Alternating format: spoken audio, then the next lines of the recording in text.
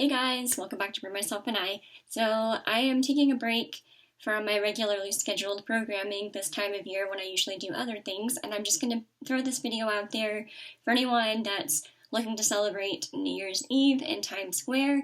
I did it last year and it was amazing, but it was also extremely challenging, and the more prepared you are, I think the better in making the decision of even doing it and once you get there and how to survive it, because it's a lot. So, but you know what? Over a million people do it every year. So it's obviously something that you can do.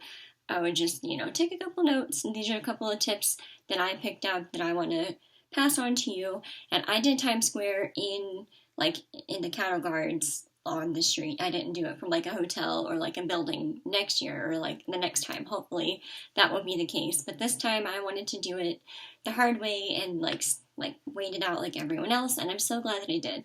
So here are some tips that I picked up. Again, keep in mind these are for 2016, so I don't know what it will be like for the 2017 year, but I'm assuming things won't be that drastically different. But a couple of things.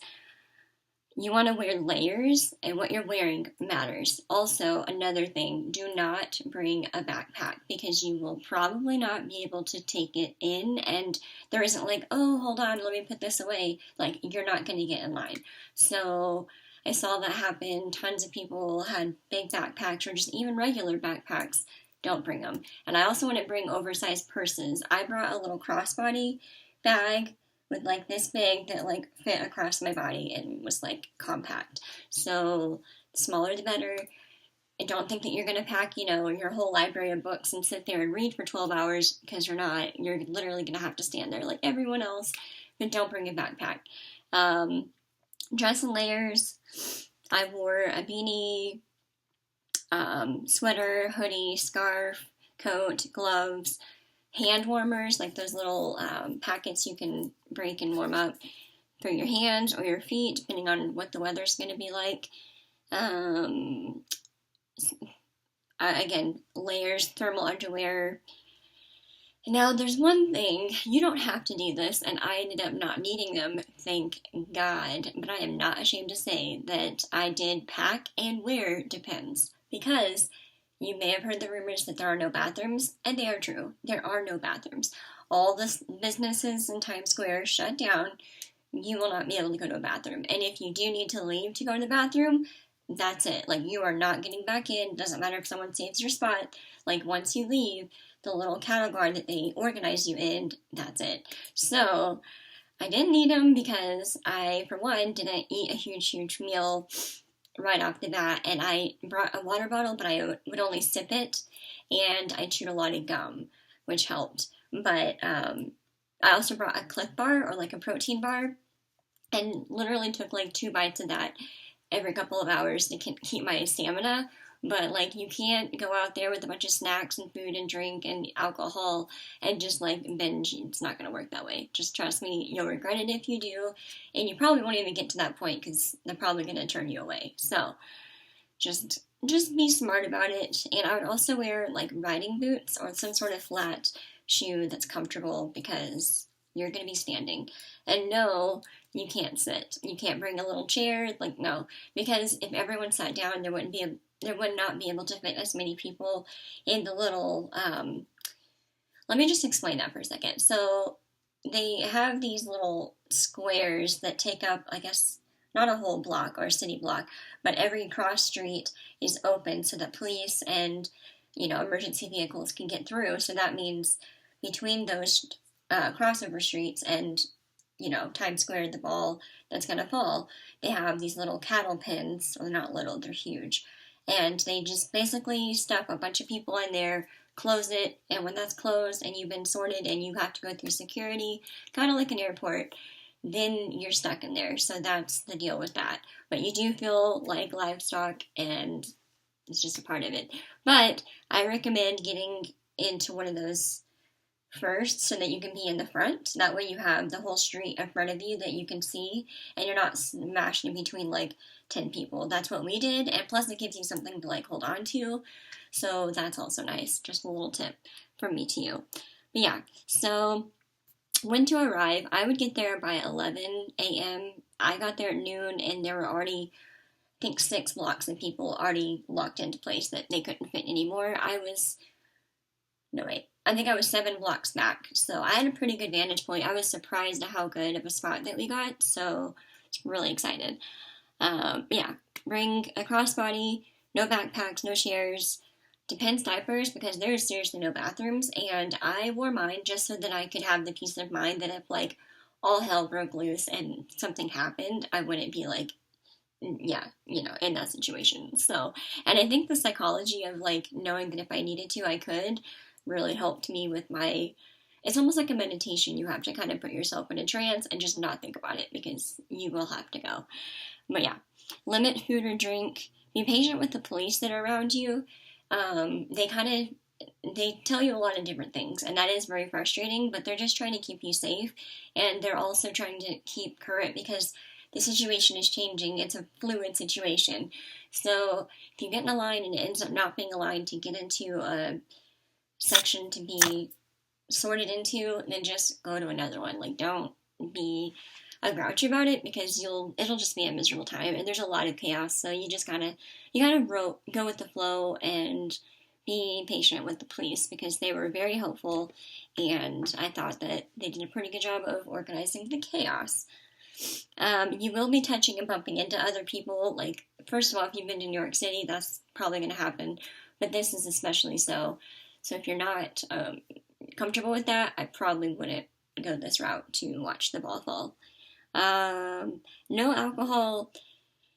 Partly, I think because the police don't allow it. I don't know because I didn't test that and try that theory out. But two, if you drink alcohol, you're gonna have to go to the bathroom. So, like, common sense, which is weird. Growing up watching the ball fall in Times Square on the TV, I thought all those people must be like wasted out of their minds. How could they possibly like tolerate that? But like literally, I was there. I didn't see anyone that smelt or acted like they were drinking alcohol. It just isn't a thing. So just something to keep in mind. Pretty sure there might have been some other stuff going on.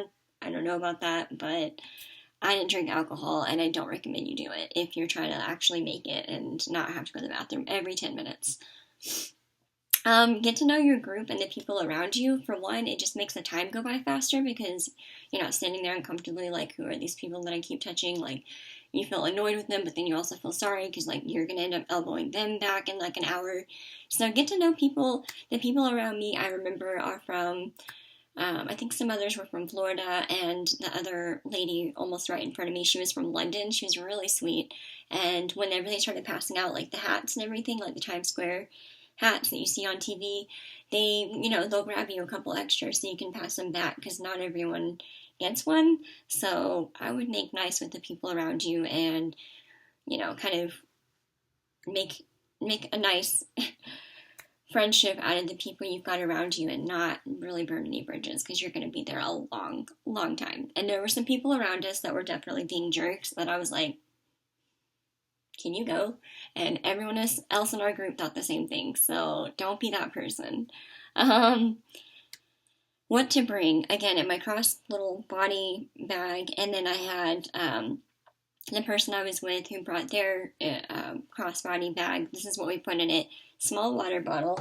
And I'm talking like this little thing as opposed to this. Like, do not bring this. First of all, if you drink this much, like, you're not going to make it.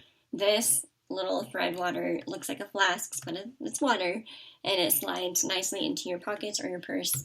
That's a game changer. I brought 2 Cliff bars, and I would only take small bites.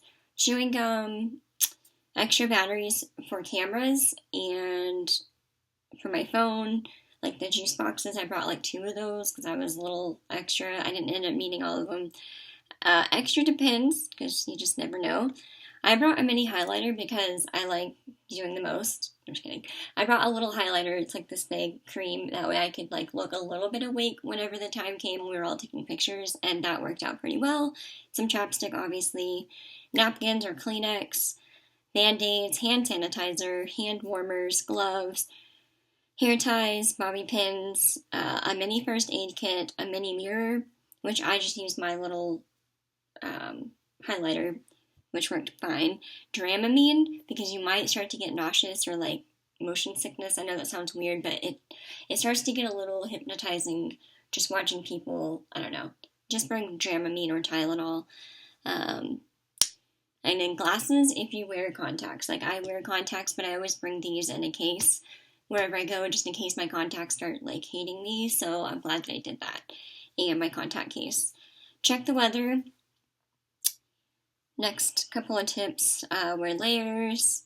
You've got to get through security. It's kind of like an airport, so just be cooperative with it. Don't be that jerk that's just like, you don't need to check my bag. Just, like, give them your bag, let them check it, and just keep it pushing, because, like, that's just part of it. So you've literally got an actual million people in this, so they're trying to keep everyone safe. There's people from all over the world, and it's really exciting, but to keep that safe, you got to do a little bit of security, so just keep that in mind. Wear lots of pockets, like even in your shirts or your coats or like whatever, just wear tons of pockets because you can put stuff in those, and that's nice. Where to park? I wouldn't park anywhere near Manhattan. The person I was staying with, we stayed in New Jersey actually, but we drove from Jersey to Brooklyn, and we parked outside of my friend's house in Brooklyn, and then we took the train from Brooklyn to Times Square. So I would park somewhere like Staten Island and take the ferry across, or park in Brooklyn and take the train in. I personally wouldn't be driving and or try to have a car and park and then get out of that madness. No, thank you. I would park off-site or plan to get a hotel in the area and just do it that way. But make a plan, because I'd heard a couple people around me that were stuck, and they were like, well, where are we going to go? And that, to me, would be a horrible situation after standing for 12 hours and not knowing where you're going to go next. Like, that's going to suck. I grabbed food right afterwards. We waddled away after the confetti is flowing through the air and you're leaving. The first thing you want to do is probably go to the bathroom and then get something to eat, because you're going to be famished. We were standing for over 12 hours, and it's a lot. So there's a great little meatball shop in Williamsburg in Brooklyn. It's really good. That's where we went. Get close enough to get a hat and the glasses and all that stuff, because I think they only give it for the first couple of blocks. I must have been in that section because we finally got one, but if you want to be, like, on TV, I'd probably get into, like, the first or second little cattle corral thing, because you probably won't make it on the big screen. But that wasn't really my objective. My objective was to, like, actually make it and, like, survive it. So I won in that respect, but you do get a hat and you do get the glasses and all that if you're in one of the first couple of groups of people. So if that's important to you, you want to get there for that. When the confetti starts to fall, I grabbed as much as I could and put it in my pockets. I put it in my little purse. I put it everywhere. And I love it now, because whenever I'm going through some of my bags, or I don't know, it's weird how it gets to the most random of places, but I will still find little pieces of it, and it makes me so happy to find. But those are a lot of fun. It will take time to get out of where you were. There's literally a million people. It's crowded. I cannot stress to you enough how much you need to be patient for this event. At 6 p.m., I didn't know this, but they start doing fireworks, and the people playing do a test run of their show, which I wish I would have known, because I was throwing some shade at Demi Lovato and Carrie Underwood, because they were both there, and they were there in, like, jeans and, like, sweats. They were throwing their voice. They did not care, and I was just like, oh gosh, these people sound horrible live. This is going to be interesting on camera later. I didn't know it was a warm-up, but they actually play 4 times, from 6 p.m. till midnight, but the last time is when you actually see it on TV. So that's when they actually, do full glam and do the most and actually sing, not the other times. So you get to listen to the same songs 4 times, which you would think would be annoying, but when you're out there with nothing to do, it's actually a lot of fun. So they start playing music as well in between the test runs of people. They have speakers that they set up, and they just play, like, radio music, and it's a lot of fun. It really gets more bearable once you get to 6 p.m. I can't tell you how annoying and boring it was from about 11 or noon to 6 p.m. because there's literally nothing except for just the chaos being unfolded. But once you get to 6 p.m., they bring the ball up, and then there's this big fireworks show, and they do an announcement, and they talk about, like, the facts about it and how long they've been doing this tradition and all this stuff. It's really exciting, and it really gets you in the mood. And then every hour after that you get closer, they do a countdown to that hour. So we'll do, like, 10, 9, 8, 7, 6, blah, blah, blah, all the way, and then we'll be like, 4 more hours, which sounds, again, annoying, but when you're in it, I swear to God, it's like just a little bit of espresso, mental espresso that you need to get you through. So that's a lot of fun. Yeah, I'm trying to think if there's any other notes that I have. Yeah, that's pretty much the major tips that I took away from my experience. If you've survived it and you have tips that you want other people to know, leave them in the comments down below.